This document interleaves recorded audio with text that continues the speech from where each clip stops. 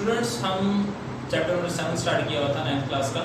इसके अंदर हम पढ़े थे फोटोसिंथेसिस के बारे में। हमने फोटोसिंथेसिस पढ़ा, फिर उसका लाइट रिएक्शन, उसका डार्क रिएक्शन, उसका पूरा मैकेनिज्म पढ़ा। उसके बाद हमने ये देखना है कि फोटोसिंथेसिस के अंदर जो क्लोरोफिल है, दूसरा लाइट है, इनका क्या किरदार है, ये क्या काम सर अंजाम देते हैं, इनकी मौजूदगी में क्या होता है, या ये होते हैं तो कौन सी चीज़ें ये कर सकते हैं, या इसकी गैर मौजूदगी में क्या चीज़ होती है, फोटोसिंथेसिस होती है नहीं होती। सबसे पहले एक मैंने टर्म इस्तेमाल की थी लाइट रिएक्शन के अंदर, फोटो सिस्टम्स। फोटो सिस्टम क्या चीज़ थी कि वो लाइट एनर्जी को कैप्चर करते थे, सनलाइट को कैप्चर करते थे। कैप्चर करने के बाद अपनी सिस्टम के अंदर से, अपने मॉलिक्यूल्स के अंदर से एक इलेक्ट्रॉन रोल कर देते थे। एक इलेक्ट्रॉन उनके अंदर से एक्साइट हो जाता था और वो उनके मॉलिक्यूल्स के अंदर से निकल जाता था। ये इनका काम होता था। अब इसी को हम डिटेल से पढ़ेंगे पहले। और ये किसका हिस्सा है? क्लोरोफिल का।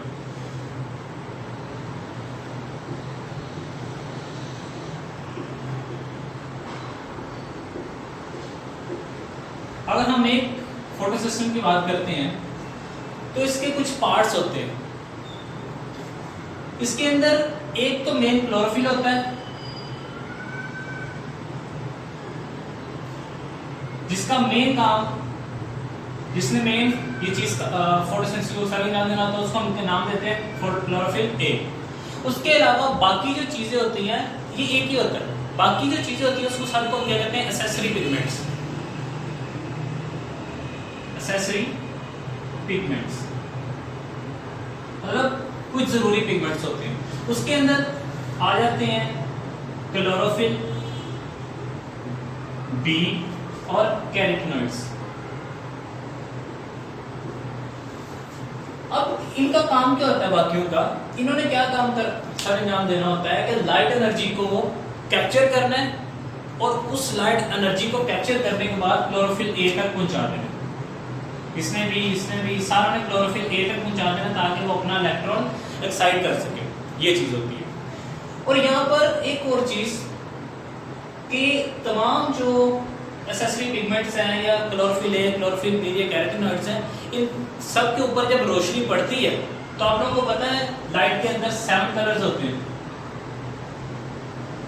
और 7 कलर्स की तमाम एनर्जी और वेवलेंथ अलग होती है, मुख्तलिफ होती है। अब कोई वेवलेंथ किसी ऑर्गन के लिए ज्यादा फायदेमंद है। अब जैसे क्लोरोफिल ए है, क्लोरोफिल ए ने 7 के 7 रंगों को नहीं पकड़ना, 7 के 7 रंगों को कैप्चर नहीं करना। उसने क्या करना है? ब्लू और रेड को। तो उसने सिर्फ ब्लू और रेड को कैप्चर करना है।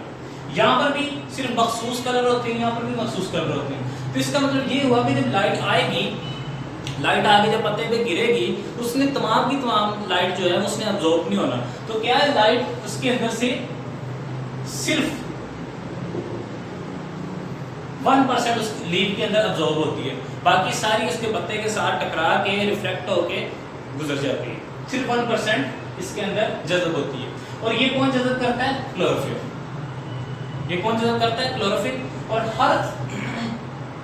हर ऑर्गन, हर लाइट का जो वेवलेंथ है, मुख्तलिफ कलर्स हैं, हर एक का काम अलग होता है। हर एक ने जो, अब मिसाल के तौर पे जैसे अगर ब्लू है और एक रेड है, ये है दोनों जरूरी फोटोसिंथेसिस के लिए, लेकिन ये नहीं है कि इसका काम ये कर सके या इसका काम ये कर सके। अगर इसको मजीद बड़ी क्लासेस में आप लोग पढ़ेंगे कि ब्लू का क्या अलग काम होता है, रेड वेवलेंथ का अलग काम होता है, और ये दोनों जरूरी होती है। ठीक हो गया? ये था सिंपल सा रोल क्लोरोफिल का और लाइट का। कि तुमने क्या करना है, लाइट ने भी दोबारा मैं बता दूं, लाइट ने मुकम्मल तौर पे अब्जॉर्ब नहीं होना, इसने 1% होना है। इसके अंदर भी तमाम 7 कलर होते हैं, 7 मुख्तलिफ रंग होते हैं, तमाम की वेवलेंथ अलग होती हैं। और तमाम वेवलेंथ के अंदर से बहुत चंद वेवलेंथ वाले ऐसे कलर हैं, लाइट हैं, जो अब्जॉर्ब होती है यहाँ पर। और वो तो टोटल कितनी होती है? टोटल में से 1%। ठीक हो गया? तो दूसरी चीज आ गई जो क्लोरोफिल है, फोटोसिस्टम है। फोटोसिस्टम के अंदर भी एक चीज भी मौजूद होती, फोटोसिस्टम के अंदर क्लोरोफिल ए पाया जाता है, क्लोरोफिल बी, कैरोटीनॉइड्स, और इन सबको मिला के क्या करते हैं? फोटोसिस्टम। ये भी पिगमेंट है, ये भी पिगमेंट है, ये भी पिगमेंट है। और मुख्तलिफ पिगमेंट्स को मिला के फोटो सिस्टम का नाम दिया जाता है। और हर फोटो सिस्टम का काम अलग होता है और हर फोटो सिस्टम ने मुख्तलिफ कलर की लाइट को अब्जॉर्ब करना होता है। ये था हमारा सिंपल सा रोल क्लोरोफिल एंड फोटोसिंथेसिस। इसको अब मैं पढ़ देता हूँ। Sunlight energy is absorbed bye the chlorophyll, कि सनलाइट कौन अब्जॉर्ब करता है? क्लोरोफिल। क्लोरोफिल के अंदर भी ये किसके अंदर पाया जाता है? Photosystem. It is then converted into chemical energy, फिर केमिकल एनर्जी में कन्वर्ट किया जाता है और इससे फोटोसिंथेसिस होती है। Only about 1% of the light falling on the leaves is absorbed. जो 1% लाइट है वो सिर्फ 1% लाइट अब्जॉर्ब होती है जो लीव्स के ऊपर गिरती है और बाकी सारी रिफ्लेक्ट हो जाती है। The light rays of the different wavelengths are not only different absorbed by the photosynthetic pigments, ये इनका मुख्तलिफ फोटोसिंथेसिस जो पिगमेंट होते हैं उन्होंने लाइट मुख्तलिफ किस्म की अब्जॉर्ब करनी होती है। सिर्फ ये नहीं है, इसके अलावा जो मुख्तलिफ वेवलेंथ्स हैं उन्होंने भी मुख्तलिफ तौर पे अब्जॉर्ब होना होता है। The blue and the red lights carry out more photosynthesis। इसके अंदर ब्लू और रेड मेन जो काम होता है जिन्होंने क्या करनी होती है? फोटोसिंथेसिस। उसके बाद आ गया फोटोसिस्टम्स। The photosynthetic pigments are organized in the form of clusters। ये मिलके आपस में रहते हैं और उनको क्या नाम दिया जाता है? फोटोसिस्टम्स। In the thalloid membrane of the chloroplast, जो क्लोरोप्लास्ट के अंदर पाई जाती है। Chlorophyll A is a main photosynthetic pigment। जो मेन काम है क्लोरोफिल A का, उसके साथ मुख्तलिफ अदर पिगमेंट्स मौजूद होती हैं, उसको क्लोरोफिल बी और कैरोटीनॉइड्स।